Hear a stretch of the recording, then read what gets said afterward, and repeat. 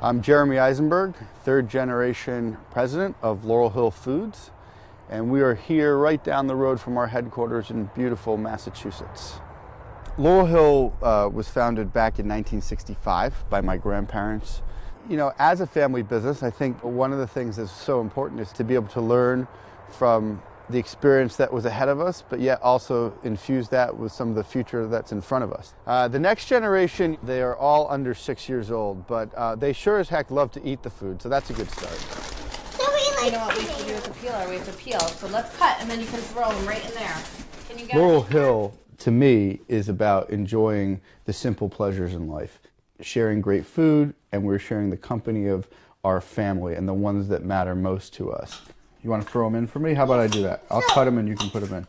So can you give me the... So what we really tried to do was take a real snacking approach to pretzels in a chip form.